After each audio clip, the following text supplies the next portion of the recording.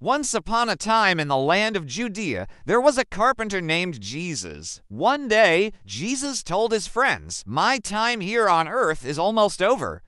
The Jewish Passover is coming. Let's go to Jerusalem to celebrate it." So Jesus and his 12 closest friends, called disciples, went to Jerusalem. This trip would change everything. Now, before they arrived, Jesus told Peter and John, "Go and prepare the Passover meal for us to eat." They asked, "Where shall we prepare it?" Jesus replied, "As you enter the city, a man carrying a jar of water will meet you. Follow him to the house he enters. Tell the owner, 'The teacher asks, where is the guest room where I may eat the Passover with my disciples?' He will show you a large room upstairs already.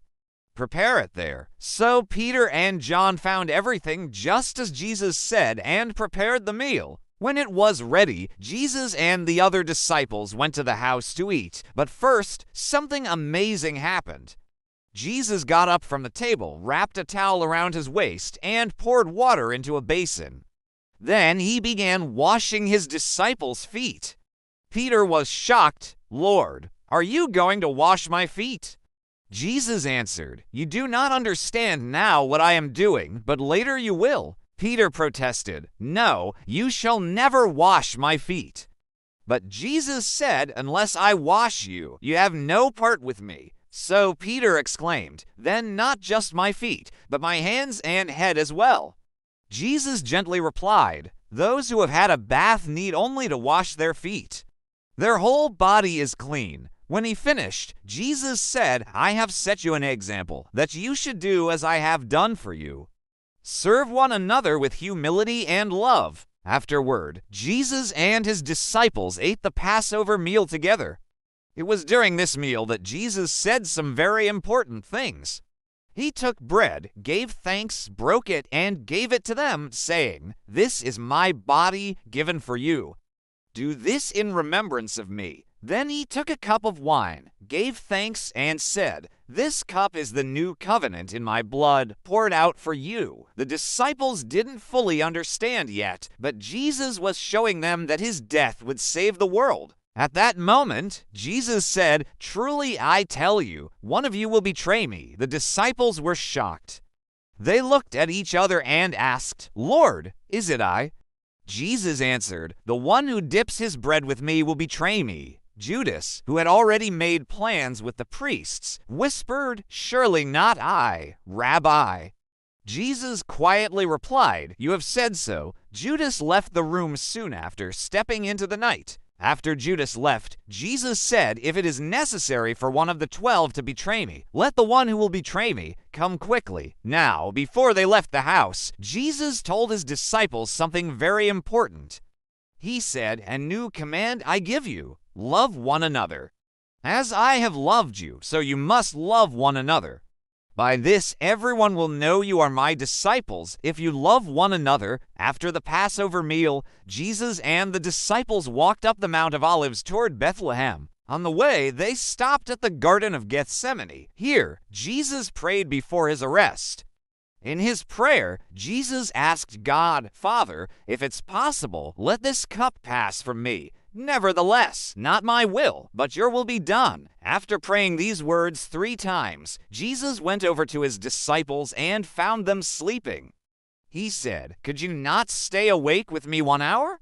Watch and pray so that you will not fall into temptation.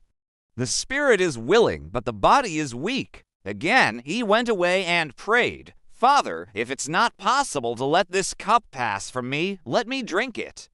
Your will be done, not my will." Once again, Jesus returned to find his disciples sleeping. He woke them up, shook them, and said, "Are you still sleeping and dozing? Look, the hour has come. The Son of Man is betrayed into the hands of sinners. Get up, let's go. See, my betrayer is near." At that moment, Judas arrived with soldiers and religious leaders. Judas was carrying a bag with silver coins, and it shone brightly by the light of a nearby lamp. He said, "Jesus, whom you want, I identify him so that they might arrest him." Judas went over to Jesus and kissed him on the cheek. "Greetings, Rabbi," he said. Jesus said to him, "Friend, are you here for your mission? Then quickly do what you came for." Then the soldiers came forward and grabbed Jesus and arrested him. Those who had come with Jesus from Galilee followed far behind. They didn't realize what was happening. Later, they all stood around watching what was happening to Jesus. When they were close enough, someone shouted, "Look, isn't this Jesus?" Soon, many people gathered around him, including some women who were crying and mourning for him. But no one stood up for him or defended him. They all kept their distance and watched silently. During the trial, the high priest asked Jesus, "Are you the Christ, the Son of the Blessed One?" He replied, "I am. And you will see the Son of Man sitting at the right hand of power, and I will be with the clouds of heaven." Then the high priest tore his robes and said, "Why do we need more witnesses? Listen to his blasphemy. What else do we need to hear? He himself has spoken of it." Then they all condemned him and mocked him. They slapped him and called him names like, "Who do you think you are?" Some spit in his face. They also covered him with a red robe and beat him with a stick. "Prophesy to us, Christ," they said mockingly. "Who hit you?" That's what Jesus had said when he washed his disciples' feet. And now they were hitting him. Finally, they handed Jesus over to Pontius Pilate, the Roman governor. Many people were upset that Jesus had been beaten, so they asked Pilate to punish those who had beaten him. Pilate punished them by flogging Jesus even more. He wanted to release Jesus, but the crowd demanded that Jesus be crucified. So Pilate decided to let Barabbas, a robber, go free instead of Jesus, and he ordered Jesus to be flogged even more. Soon, Jesus was covered in wounds from being flogged. His skin was torn and blood was dripping down his body. His strong arms could barely lift up his heavy head. He struggled to breathe because of all the pain, but Jesus never complained or asked why. Instead, he humbly obeyed God. He accepted the punishment that was meant for all of us. This way, we can become friends with God. Later, Jesus carried his cross and walked toward Golgotha, which means place of the skull. There, 2 criminals were crucified on crosses. Soldiers gambled for Jesus' robe. But when they saw that one of the criminals was insulting Jesus, they said, "We aren't going to treat him this way. We have enough of our own troubles. If this guy is crazy, let him shout and scream.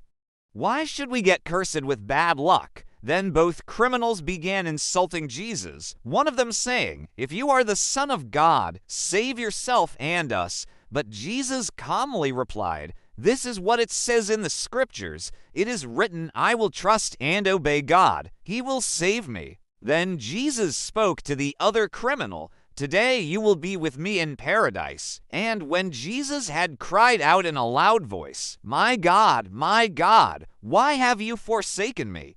Then everyone was silent. Finally, Jesus bowed his head and gave up his spirit. After Jesus died, darkness covered the land until 3 hours later, when everything became bright again. As soon as the centurion saw this, he fell to his knees before Jesus and said, "Surely this man was the Son of God."